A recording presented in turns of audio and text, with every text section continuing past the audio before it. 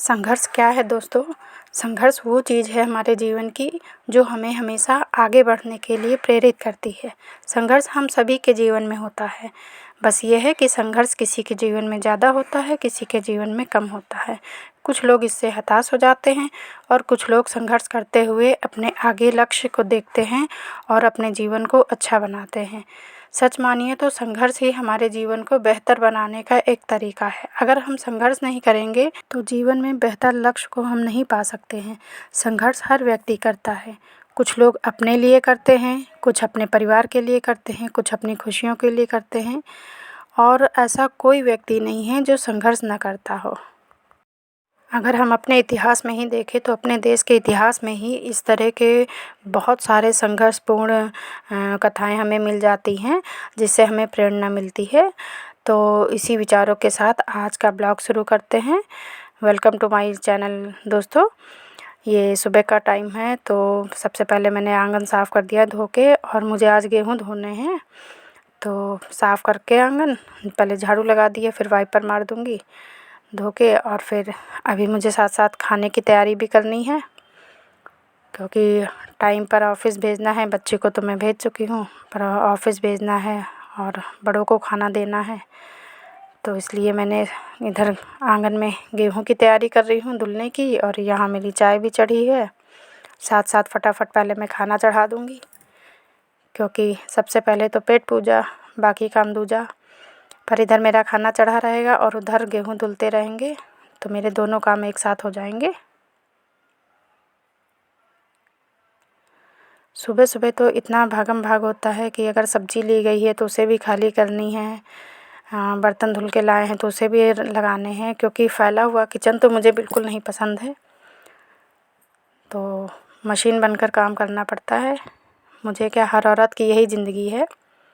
और अगर लग के हम काम करते हैं तो इतनी जल्दी काम हो जाता है। कभी कभी तो मुझे भी बहुत आलस आता है पर उस दिन फिर बहुत ज़्यादा लेट हो जाता है तो खुद पर ही गुस्सा आया करता है कि ये मैंने मतलब इस तरह ब्रेक लेके काम क्यों किया।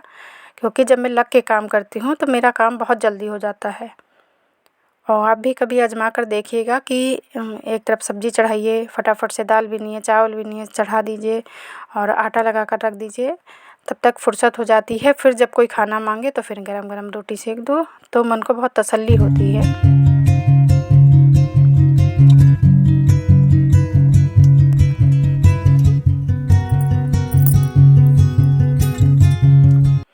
अब मेरी सब्ज़ी मैंने छौंक दी है और एक तरफ मैं दाल बिनकर चढ़ा दूँगी और जब तक मेरी सब्ज़ी बनेगी तो मेरा पानी भी गर्म हो गया है। और सबसे लास्ट में मैं अपना गिलोय, जब सबको खाना पीना खिला दूँगी तो बाद में तसल्ली से गिलोय के पत्ते उबालूँगी और अपनी दवा बनाऊँगी। उसे मैं सबसे बाद में करती हूँ, पहले सब ज़रूरी काम करके सबको ऑफ़िस वगैरह भेज देती हूँ। तो इधर मैंने सोचा सब्ज़ी दाल चावल बना दें, फिर गेहूँ में लगें तो जब तक वो बनेंगे तब तक इधर मेरा गेहूँ भी साफ़ हो जाएगा।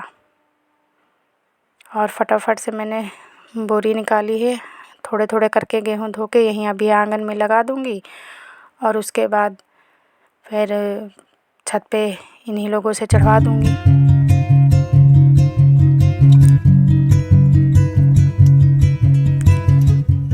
मुझे गेहूँ चावल की जो ये धूल होती है ये बहुत ज़्यादा परेशान करती है। मुझे बहुत जल्दी जुकाम हो जाता है, इसलिए देखिए मैंने मास्क लगा रखा है और जब पानी का काम कर रही हूँ तो हटा देती हूँ और जब गेहूँ निकालती हूँ क्योंकि इसकी धूल उड़ती है तो इसलिए मैं मास्क लगा लेती हूँ। और मेरे गेहूँ साफ़ हो गए हैं तो छत पर आ गई हूँ, छत को साफ़ कर दी हूँ। कल रात में तो मैंने धो दी थी छत, पर देखिए इस टाइम धूल मिट्टी बहुत होती है तो इसलिए झाड़ू सुबह मार दी है और मेरे गेहूँ फैल गए हैं। अब आकर मैंने, अभी टाइम था तो मैंने ड्राइंग रूम सब साफ़ कर दिया है, गैलरी वगैरह। ये देखिए इतना टाइम हुआ है, 10:30 हो गया है तो अब किसी और चीज़ का टाइम नहीं है।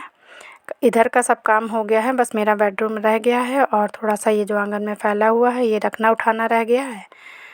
तो बस मेरा खाना भी बन गया है और गेहूँ भी साफ़ हो गए हैं। पर अब मैं, क्योंकि मेरे हस्बैंड को 11 बजे निकलना है, इसलिए अब सिर्फ रोटी बनानी है।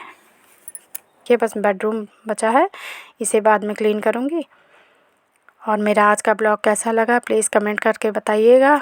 मेरे चैनल को सब्सक्राइब कीजिएगा, दोस्तों में शेयर कीजिएगा। और ये देखिए सारा काम करने के बाद अब मैंने गिलोय के पत्ते उबाल लिए हैं और जब आधा रह गया तो मैं उसको अपना दवा के रूप में ले लूँगी। देखिए घर साफ़ हो गया है।